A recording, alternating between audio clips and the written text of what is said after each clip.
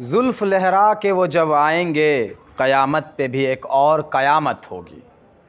जुल्फ लहरा के वो जब आएंगे, क़यामत पर भी एक और क़यामत होगी। इट इज़ फॉर द पैगम्बर इस्लाम में peace be upon him, it is for the Prophet Muhammad. But all the religious people and the great emperors and the great rulers, when at the day of judgment, at the day of Qayamat, when they will wake up from their graves and their tombs and they will be in the Maidan Hasr, then it would be another Qayamat. And it would be the great pleasure matter, it would be the great matter and it would be the great pleasure for all those who will have a look of such kind of the great people. हाँ, तो मैं बात कर रहा हूँ अलाउद्दीन खिलजी की, जिनको भारतीय सिनेमा ने एक बहुत ही नकारात्मक छवि के साथ प्रस्तुत तो कर दिया, लेकिन आप हकीकतों को मिटा नहीं सकते और सच्चाई को परिवर्तित नहीं कर सकते। सच छुप नहीं सकता बनावट के उसूलों से, खुशबू आ नहीं सकती कभी कागज़ के फूलों से। तो ये मेरे सामने जो आप एक मकबरा देख रहे हैं, ये दरअसल एक कब्र है और ये कब्र किसी आम शख्स की नहीं है। ये कब्र है हिंदुस्तान पर 23 वर्षों तक शासन करने वाले महान शासक अलाउद्दीन खिलजी की, जिन्होंने भारत में बहुत बड़े पैमाने पर एडमिनिस्ट्रेटिव यानी कि प्रशासनिक सुधार किए। अलाउद्दीन खिलजी वो पहले शासक थे भारत के जिन्होंने एक वेतन भोगी सेना यानी कि एक व्यावसायिक सेना का गठन किया। उससे पहले के जो शासक थे वो अपने धार्मिक लोगों को, किसानों को, मदरसे के बच्चों को सेना के रूप में इस्तेमाल करते थे और वो सेना प्रशिक्षित नहीं होती थी। हालांकि उनका level of excitement and level of motivation बहुत हाई रहता था, क्योंकि उनको जंग पर जाने से पहले उलेमाओं के द्वारा खुतबे दिए जाते थे। अलाउद्दीन खिलजी वो पहले शासक थे जिन्होंने भारत में वेतनभोगी सेना की शुरुआत की।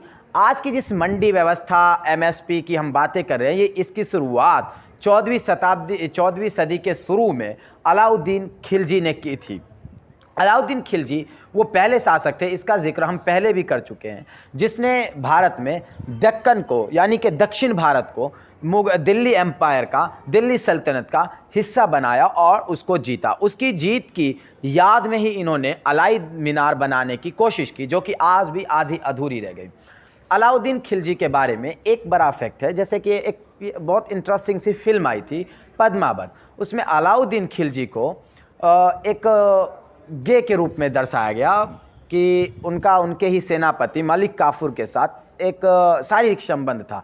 ये बातें, इनका कोई ऐतिहासिक प्रमाण ही नहीं है और ये बातें महज किसी व्यक्ति के चरित्र का हनन करने के लिए, because if you want to assassinate any people, do not do anything but just kill the character of the people, assassinate the character of the people.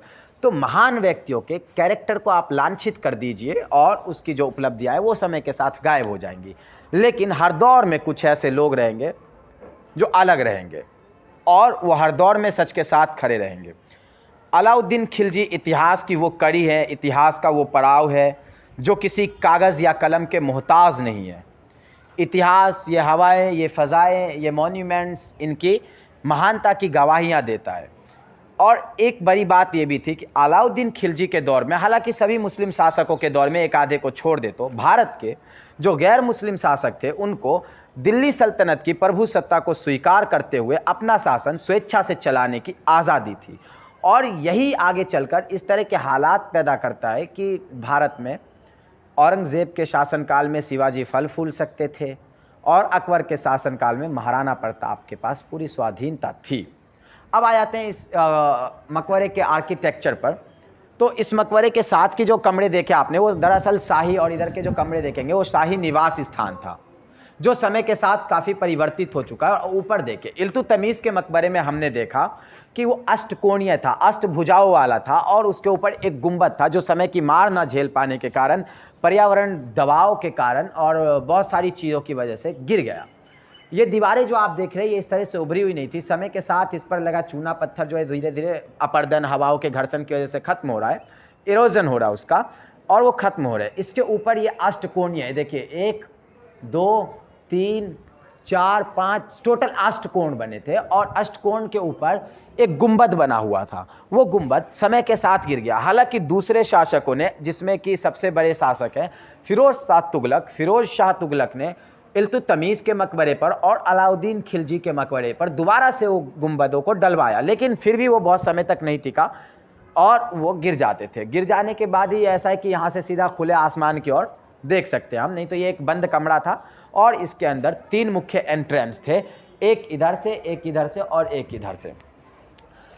अब इसके ऊपर की जब ये इमारतें गिर चुकी है तो भारतीय पुरातत्व सर्वेक्षण विभाग के संरक्षण में इन इमारतों का रखरखाव किया जा रहा है। हालांकि ये जो मकबरा देख रहे हैं यहाँ पे कोई साइन बोर्ड नहीं है और पहचानना बहुत मुश्किल है कि ये किसका मकबरा है। जब मैं इससे पहले यहाँ पर 3-4 बार आया और भी पहले मैं कई बार आ चुका हूँ, तब मैंने इस मकबरे को आइडेंटिफाई में नहीं कर पाया कि ये किसका मकबरा है। बाद में मैंने इससे रिलेटेड कुछ पोस्ट देखी, कुछ सोशल मीडिया पे चीज़ें पढ़ी, तो मुझे पता चला कि this is the exactly tomb of Alauddin Khilji. तो ये आप पहचान कर सकते हैं कि इस पूरे कॉम्प्लेक्स में ना सबसे लंबी चौड़ी जो कब्र है वो अलाउद्दीन खिलजी की ही है। ओके, आशा करता हूँ दी गई जानकारी से आप संतुष्ट होंगे। Have a nice day, bye.